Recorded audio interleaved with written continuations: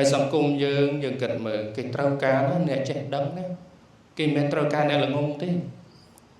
ដែលអ្នកណាយកមនុស្សល្ងងទៅធ្វើការងារយើងដែរឃើញដែរណាដែលមានដែរអត់គេត្រូវការអ្នកចេះអ្នកដឹងទៅធ្វើកិច្ចការងារ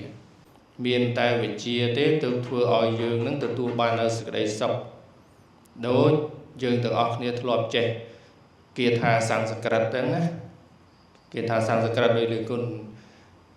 ពូលឲ្យស្ដាប់កាលពីម្សិលមិញអញ្ចឹងថាម៉េចបើចង់ស្រណុកកុំបាច់សិក្សាចង់បានវិជាត្រូវលះក្តីសុខវិជាមិនដេចមានដល់អ្នកស្រណុកមិនដេចមានក្តីសុខដល់អ្នកសិក្សាបើយើងទាំងអស់គ្នាចង់បានវិជា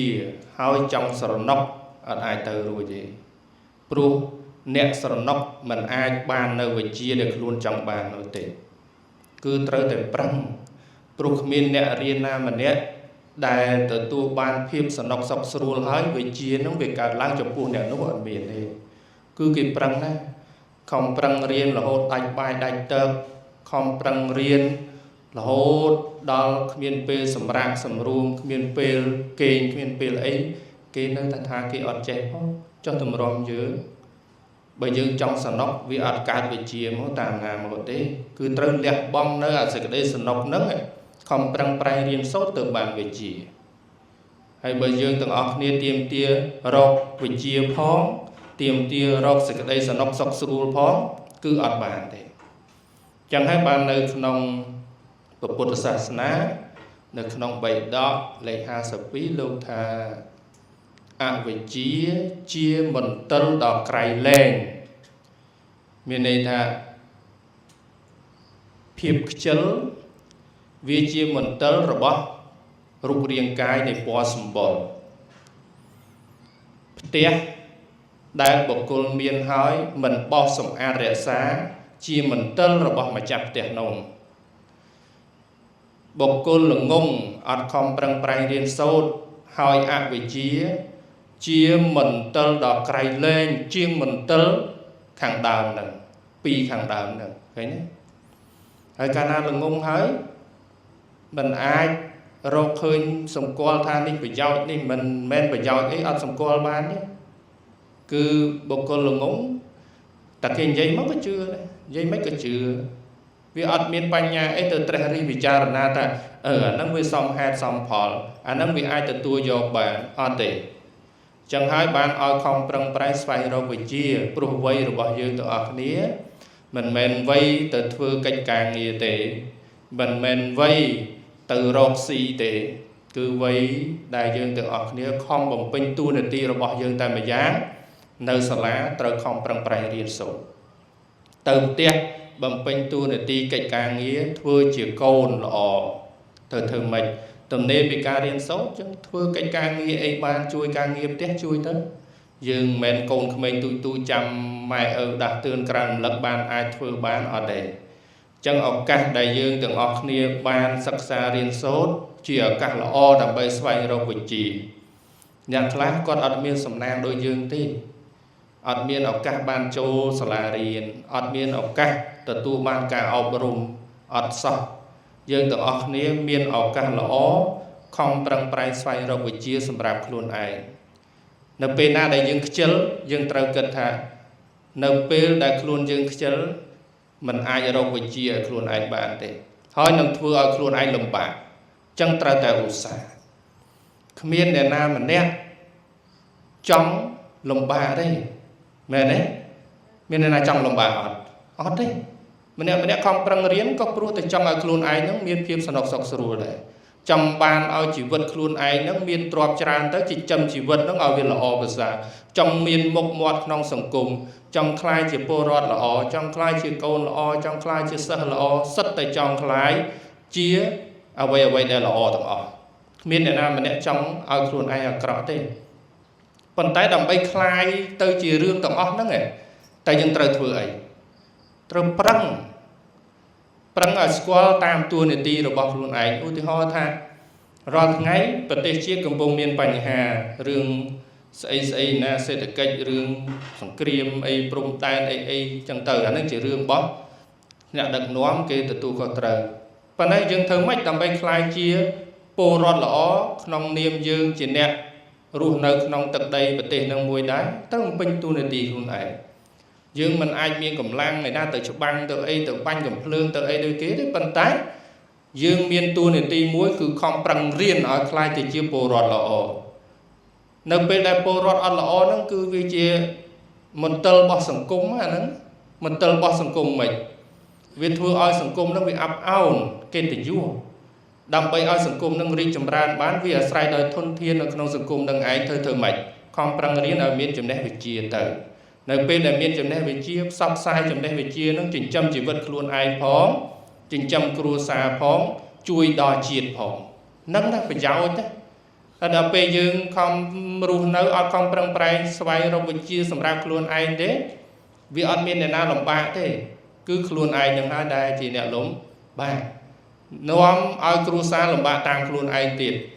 ចឹងហើយបានឲ្យយើងទាំងអស់គ្នាខំប្រឹងប្រែងហើយ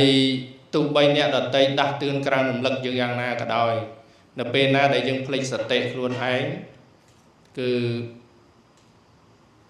គ្មានអ្នកណាម្នាក់អាចទៅជំរុញយើងបានក្រៅពីយើងទេអញ្ចឹងបានឯគុណច្រើនតែ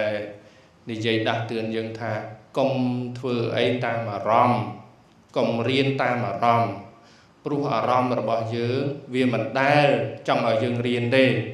ចង់ឲ្យយើងដេកចង់ឲ្យយើងទៅលេងទូរស័ព្ទចង់ឲ្យយើងទៅមើលរឿងមើលអីណាណៃនោះមើលតុក្កតាមើលអីនោះឃើញទេអារម្មណ៍យើងវាអញ្ចឹងវាមិនដែលចង់ឲ្យយើងទៅអានសភៅវាមិនដែលចង់ឲ្យយើងទៅ